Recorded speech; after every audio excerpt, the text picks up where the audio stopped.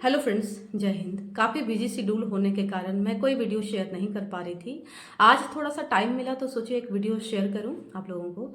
तो my dear friends, कैसे हैं आप लोग? मुझे आशा है कि आप सभी अपने अपने फैमिली के साथ स्वस्थ, मस्त और व्यस्त होंगे। और मेरे इस legal advice in Hindi channel पर आप सबों का तहे दिल से स्वागत है। फ्रेंड्स, कई लोगों का कहना था और आप सभी ने देखा होगा कि पति और पत्नी के बीच में म्यूचुअल कंसेंट के डिवोर्स में बातचीत फाइनल हो जाती है और एक पार्टी अपनी कंसेंट को विड्रॉ कर लेती है, तो ऐसे में दूसरी पार्टी के साथ बहुत ही परेशानियां होती है। ठीक इसी तरह का एक मैटर सुप्रीम कोर्ट तक पहुंचा, जिसमें पत्नी ने अपनी कंसेंट को अचानक से विड्रॉ कर लिया। ना तो वो डिस्ट्रिक्ट कोर्ट में अपीयर हुई, ना ही सुप्रीम कोर्ट में अपीयर हुई और उसके बाद उसे मुंह की खानी पड़ी। तो माय डियर फ्रेंड्स, अगर इन फ्यूचर इस तरह की प्रॉब्लम आए तो आप कैसे इजीली फेस करेंगे, इसकी कंप्लीट इन्फॉर्मेशन मैं इस वीडियो के माध्यम से दूंगी। तो इसके लिए मेरे इस वीडियो को बिना स्किप के कंप्लीट वॉच करें ताकि सारी बातें समझ में आए। अब सुनिए कि ये केस सुप्रीम कोर्ट तक पहुंचा और इसके अंदर डिस्ट्रिक्ट कोर्ट से लेकर सुप्रीम कोर्ट तक सिर्फ इसी मुद्दे पर बहस हुई कि क्या इस पत्नी ने जो अचानक से अपनी कंसेंट विड्रॉ किया तो क्या नेक्स्ट पार्टी को डिवोर्स मिल पाएगा। इस केस का टाइटल है AVGV Ramu vs ASR Bharti. और यहाँ पे आप सबों को ये बताना भी जरूरी होगा कि इस वाइफ हस्बैंड ने म्यूचुअल कंसेंट के डिवोर्स के लिए सेक्शन 13B के तहत एक एप्लीकेशन दी थी तेलंगाना डिस्ट्रिक्ट कोर्ट में। और इस तेलंगाना डिस्ट्रिक्ट कोर्ट ने इस म्यूचुअल कंसेंट के डिवोर्स को डिसमिस कर दिया था। इसी डिसमिसल ऑर्डर के अगेंस्ट इस पति ने आंध्र प्रदेश हाई कोर्ट में एक अपील फाइल की थी और वो अपील भी डिसमिस कर दी गई थी हाई कोर्ट के द्वारा। आखिरकार ये हस्बैंड परेशान होकर पहुंचे सुप्रीम कोर्ट में। तो माय डियर फ्रेंड्स, इस केस को समझने के लिए कुछ फैक्ट्स हैं जो कि गौर फरमाने की जरूरत है। सुप्रीम कोर्ट हस्बैंड जो है अपीलेंट है वो पहुंचे और पत्नी जो रिस्पोंडेंट है, इन दोनों का ये सेकंड मैरिज था और जिस समय दोनों की शादी हुई थी उस समय इस पति के पास जो सुप्रीम कोर्ट में अपीलेंट है उनके 7 वर्ष की एक पुत्री थी पहली पत्नी से, जबकि जो रिस्पोंडेंट है उनके पास ना तो पहले पति से कोई बच्चा था ना ही इस पति से। इन दोनों की शादी 11 अगस्त 2013 को संपन्न हुई थी, लेकिन शादी के कुछ समय बाद ही इतना ज्यादा डिफरेंसेस आ गई थी कि इनका एक साथ रहना दूभर हो गया था। और जब इन दोनों के बीच में साथ रहने का एक भी कारण नहीं बचा तो लास्टली पत्नी परेशान होकर एक MOU को साइन किया 30/12/2014 को। इस MOU पर बहुत ज्यादा जोर दिया गया कि फर्स्ट ये कि इन दोनों पति पत्नी की जो शादी 11 अगस्त 2013 को हुई थी, इस शादी को इन्होंने खत्म करने का निर्णय लिया है। इसके साथ साथ दोनों ने इस MOU के तहत एक बहुत बड़ी शर्त को लिखा कि इस आपसी सहमति के द्वारा ये दोनों एक एप्लीकेशन फाइल करेंगे under section 13B of Hindu marriage act.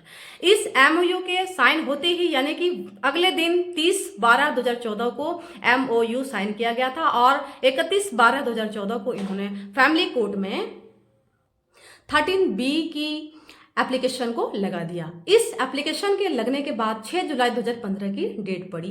पत्नी ने जो रिस्पोंडेंट है सुप्रीम कोर्ट में आना जरूरी नहीं समझा। उसके बाद 7 जुलाई 2015 की डेट पड़ी और उसके बाद 12 सितंबर की डेट पड़ी, लेकिन इन तीनों डेट में किसी भी डेट में नहीं आई। और लास्ट में 14 सितंबर 2015 को जब जज साहब ने ये देखा कि इन दोनों के बीच में जो कूलिंग पीरियड होता है वो पीरियड भी यहाँ तक ही खत्म हो चुका है, तो जज साहब ने इस पिटीशन को डिसमिस कर दिया।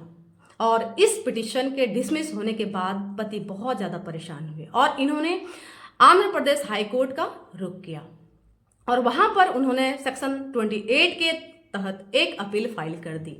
इस अपील का नोटिस जब रिस्पोंडेंट पत्नी को पहुंचा तो पत्नी हाई कोर्ट नहीं पहुंची, लेकिन आंध्र प्रदेश हाई कोर्ट में जब इस पत्नी के वकील पहुंचे तो उन्होंने वहां पर कहा कि जो रिस्पोंडेंट है उन्होंने अपनी कंसेंट कभी भी नहीं दी। और आखिरकार आंध्र प्रदेश हाई कोर्ट ने भी इस पति को इस अपील को डिसमिस कर दिया और यही आंध्र प्रदेश का डिसमिसल ऑर्डर एक बड़ा वजह बना इस हस्बैंड के लिए for filing of appeal by way of special leave. जब ये अपील सुप्रीम कोर्ट में फाइल की गई तो सुप्रीम कोर्ट ने जो ये रिस्पोंडेंट है यहाँ पर उनको नोटिस ऑफ अपील इशू किए। इस नोटिस ऑफ अपील की सर्विस होने के बावजूद और बहुत सारे डेट्स के बाद भी कोई भी इस कोर्ट में नहीं पहुंचा। सुप्रीम कोर्ट ऑफ इंडिया ने इस पति जो पिटिशनर है उनको और उनके वकील साहब को बहुत लेंथ में सुना और उसके साथ साथ उसने पूरा केस के रिकॉर्ड को भी देखा और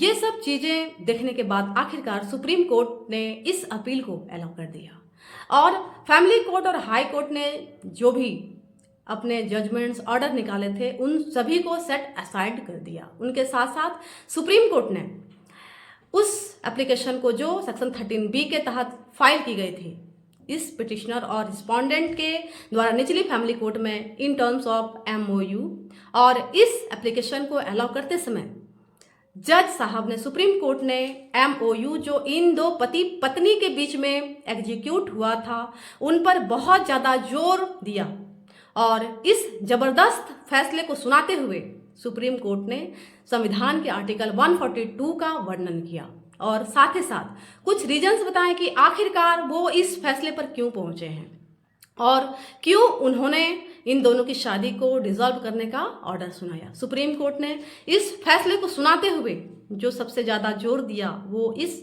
MOU या एग्रीमेंट के ऊपर दिया जो कि साइन किया गया था 30/12/2014 को। और दूसरा बड़ा कारण जो सुप्रीम कोर्ट ने इस अपील को अलाउ करने के लिए बताया कि ये जो MOU बनाया गया था इस पति पत्नी के बीच में इसमें दोनों के सिग्नेचर्स मौजूद हैं। तीसरा बड़ा कारण जो सुप्रीम कोर्ट ने बताया कि जो रिस्पोंडेंट हैं इन्होंने कभी भी जो MOU पर सिग्नेचर्स किया है उसका डिने नहीं किया, ना ही उसके एग्जीक्यूशन के बारे में यानी एग्जीक्यूट हुआ या नहीं हुआ इसको कभी भी मना नहीं किया और ना ही जितने भी जो कंटेंट्स थे उसके बारे में इस रिस्पोंडेंट ने कभी भी मना नहीं किया। चौथा बड़ा कारण MOU बनाया गया था। इस MOU में जो दूसरी मुख्य शर्त लिखी गई थी कि एक एप्लीकेशन फाइल की जाएगी इस पति और पत्नी के द्वारा सेक्शन 13B के तहत म्यूचुअल कंसेंट के डिवोर्स लेने के लिए, उसको भी दोनों पक्षों ने साइन किया था। पांचवा कारण कि जब वेविंग ऑफ पीरियड चल रहा था 6 महीने का तो उस समय भी पत्नी ने कभी भी कोर्ट में आकर नहीं कहा कि उन्होंने उस MOU को बनाने के लिए या इस तलाक के लिए अपनी सहमति देने के लिए नहीं कहा, और कहा भी तो उन्होंने कभी भी अपनी कंसेंट के वापस नहीं लिया, अपनी कंसेंट को कभी भी वापस नहीं लिया। छठा कारण कि हाई कोर्ट में जब अपील की नोटिस इनके पास पहुंचा तो ये हाई कोर्ट में नहीं पहुंची और ना ही इन्होंने कोई एफिडेविट फाइल किया, सिर्फ और सिर्फ इन्होंने अपने एक वकील को हाई कोर्ट में भेज दिया। नवा कारण जो सुप्रीम कोर्ट ने इस फैसले को सुनाते हुए दिया कि ये दोनों पति पत्नी पिछले 4 साल से अलग रह रहे हैं और जब 4 साल से अलग रह रहे हैं तो ये बहुत आसानी से समझा भी जा सकता है कि इन दोनों के बीच अब शादी बची हुई है ही नहीं।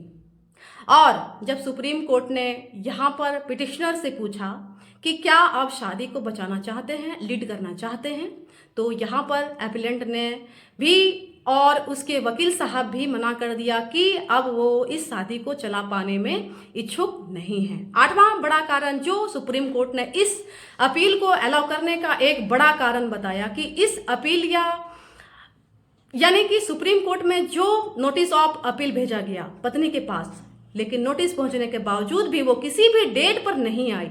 सुप्रीम कोर्ट में ना ही कोई लेटर भेजी, ना ही किसी तरह का एफिडेविट पहुंचा, ना ही कोई एप्लीकेशन और साथ ही साथ इस तरह की कोई भी रिटर्न रिक्वेस्ट सुप्रीम कोर्ट के सामने नहीं पहुंची, जो कि वो ये बता रही थी कि उन्होंने कभी भी इस तलाक को खत्म करने के लिए कंसेंट नहीं थी, जैसा उनके वकील साहब ने आंध्र प्रदेश हाई कोर्ट में बताया था। और इसका सीधा सा मतलब यही निकलता है कि अब वो इस शादी को बचाने के लिए इच्छुक नहीं है। और जब ये इतने सारे रीजंस दिखाई दे रहे हैं तो अब कोई रीजंस नहीं बचता डाउट करने में कि ये MOU जेन्युइन है या नहीं। रिस्पोंडेंट के कंडक्ट को देखते हुए सुप्रीम कोर्ट ने ऑर्डर में काफ़ी रीजंस बताए हैं। सुप्रीम कोर्ट ने अंत में कहा कि वो बिल्कुल उचित मानते हैं कि अब उनको आर्टिकल 142 जो संविधान में निहित है उनका उपयोग करें, और ये कहते हुए इस अपील को अलाउ कर दिया। तो पत्नियां कभी भी ये ना सोचें कि MOU साइन कर लें और पैसे ले लें और चुप लगा दें। और अब यहाँ ना तो पति के पास पैसा बचा, ना ही उन्हें तलाक मिला। तो अब ये नौबत नहीं आने वाली है। अगर अपने केसेस में आपको कहीं लगता है कि आपकी पत्नी भी इस तरह से धोखा दे रही है, तो घबराने की जरूरत नहीं है, टेंशन लेने की जरा भी जरूरत नहीं है कि अगर पत्नी कोर्ट में MOU साइन करने के बाद नहीं आती है तो भी आपको तलाक बहुत आसानी से मिल सकती है। तो माय डियर फ्रेंड्स, बातें समझ में आई हो, आशा करती हूँ कि वीडियो अच्छी लगी हो। ऐसे वीडियो को ज़्यादा से ज़्यादा शेयर करें, प्यारा सा कमेंट करें। जो भी और मेरे चैनल पर नए हैं वे सब्सक्राइब कर दें, बेल आइकन प्रेस करके ऑल बटन प्रेस कर दें, ताकि जब भी मैं नई वीडियो अपलोड करूं तो सबसे पहले आप तक पहुंचे। जय हिंद।